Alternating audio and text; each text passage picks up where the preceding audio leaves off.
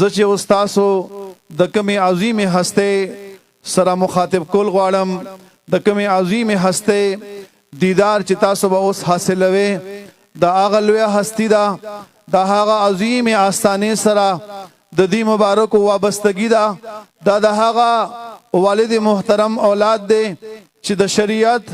او د طریقت په پیمانه باندې همیشه دی مبارک ژوند تیر کړي دي د دې والد محترم حضرت پیر سباق بابا جی مبارک ژوند تیر کړي دي دا هغه عظیم خلق دي چې دوی همیشه د شریعت پاسداری کړي دا او د شریعت تابعداري کړي دا زه هغه عظیم هستی ستاسو ته مخاطب کول غواړم او زه هم ډیر خوش قسمت دي د نن دارالعلوم افضلی هغه طلبه چې د هغوی ختم بخاری د داسې عظیم او د لوی ولی الله مبارک په الفاظو سره کیږي د هغوی مبارکو د لبانو مبارکو سره کیږي چې هغوی مبارکانو د دیدار د پاره د هغوی د ملاقات د پاره خلق انتظار کوي زما مطلب او مراد پیر طریقت رهبر شریعت جامع المنقول والمعقول استاذ العلماء والصلحاء نقطه اعتدال جنید وقت مرشد العلماء والصلحاء مفکر اسلام حضرت العلامہ قاری صاحب مبارک د پیر سباق شریف د هغوی په خدمت کې ډېر په ادب او احترام سره التماس او درخواست کوم چې هغوی مبارکان د دغه درس بخاری د اختتامی الفاظ په خپلو لبانو مبارکو سره دغه طلباو ته وفرمایي جناب حضرت قاری صاحب مبارک د پیر سباق شریف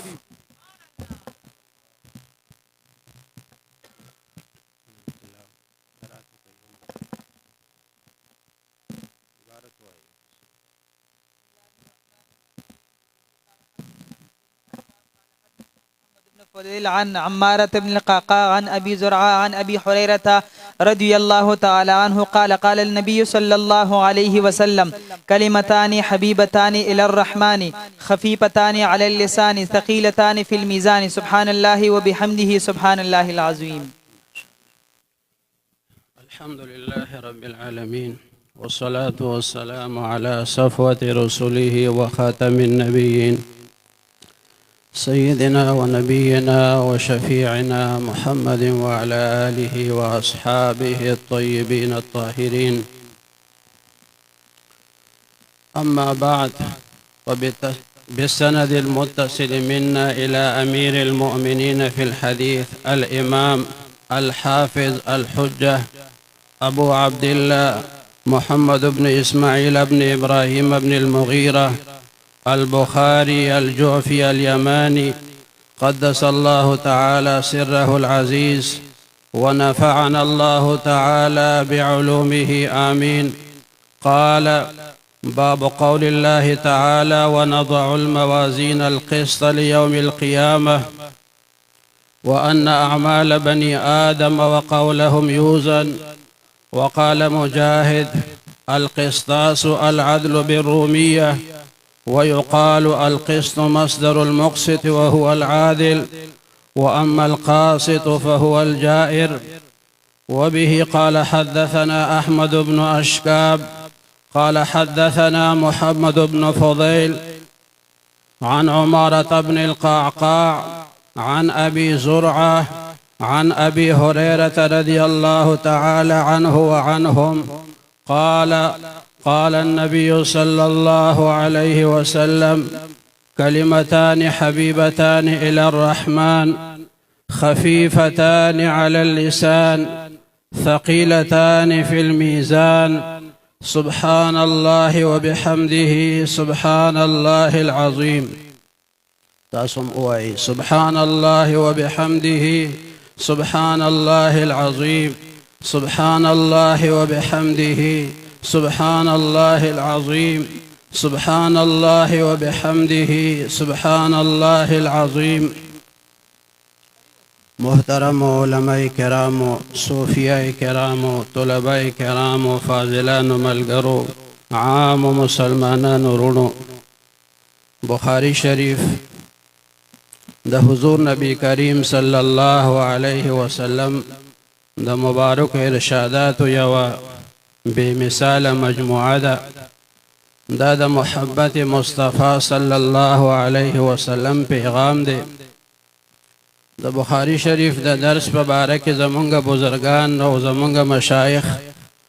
هغوی فرمایي جو بے عشق نبی جو بھی پڑھاتا ہے بخاری آتا ہے بخار اس کو بخاری نہیں آتی. وی بخاری شریف عشق مصطفی صلی الله علیه وسلم غواړي چې څوک د نبی کریم صلی الله علیه وسلم د محبت په هغه لوی دولت باندې مال اعمال دي وی هغه د بخاری شریف درس کولی شي، او چې څوک د دغه لوی نعمت نه محروم دي هغه به خولي شي خو په بخاری باندې به پوه نشي. دغه باب امام بخاری رحمت الله علیه چې قائم کړی دی ونضع الموازین القسط لیوم القیامه. د استاد دا مقصدی چې طلباو ته داسې پیغام ورکي چې هغه د عمر د پاره هغوی ته یادي. نو د انسان نفسیات دا دي چې آخرنۍ خبره زیاته ده ته یاده پاتې کېږي. نو د کتاب ابتدا کې بدء الاوحی راغلی، کتاب الایمان راغلی، کتاب العلم راغلی، او دلته کې کتاب التوحید دی، او په دې کې د قیامت بیان دی. هلته کې انما الاعمال بالنیات ذکر شوی، او دلته حدیث پاک د وزن اعمال ذکر کیږي. امام بخاری صاحب دا پیغام ورکوي که تاسو غواړئ چې زموږ د نیکۍ تلې دې درنې شي نو د هغې دپاره حسن نیت پکار دی او اتباع د ارشاداتو د نبی کریم صلی الله علیه وسلم پکار دی. نو بدء الوحی کې د وحی هغه اهمیت بیان شوی دی، او په دې کې د وزن هغه حیثیت بیان شوی دی چې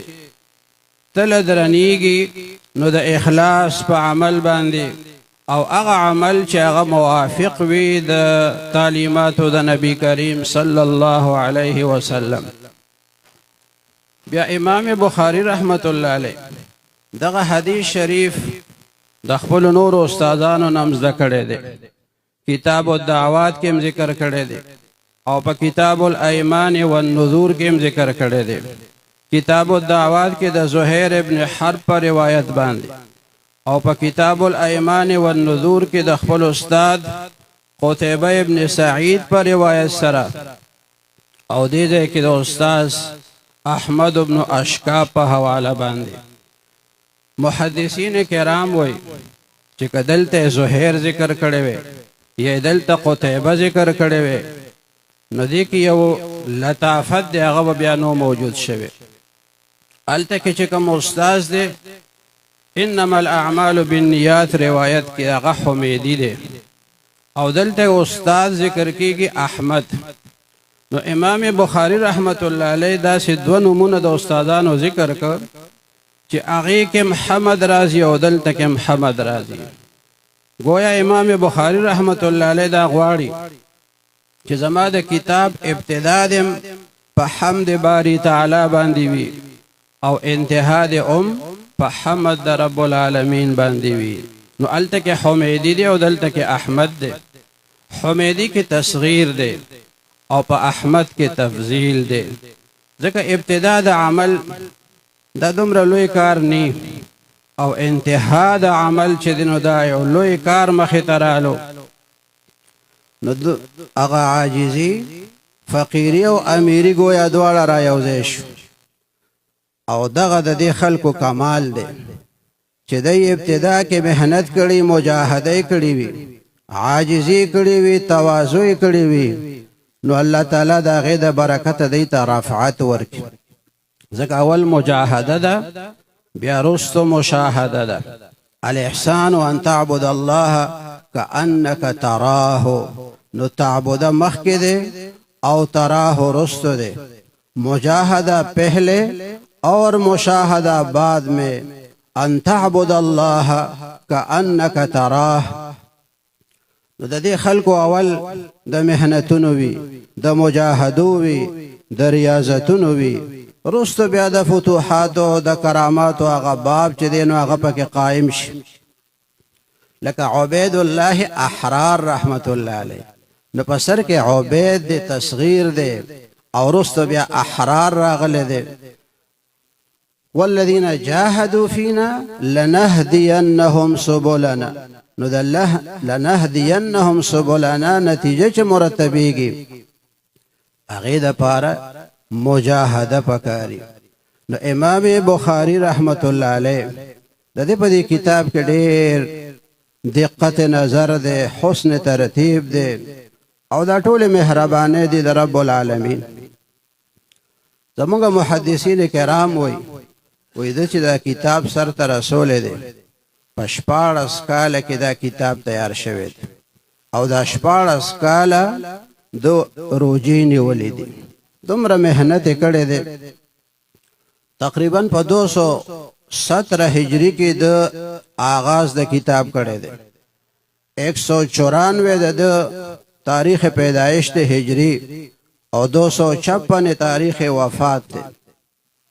نو په 217 کې چې د کتاب شروع کو 217 هجری او 233 هجری کې بیا دا کتاب سر ته رسیدو نو دې دوران کې به د بخاری شریف شاګردانو تموي او د استادانو نه به ورسره استفاده هم کوله گویا دې په دې دوران کې هم شاګرد او استادو هم پند اخلم هم پند وایم و هر چاته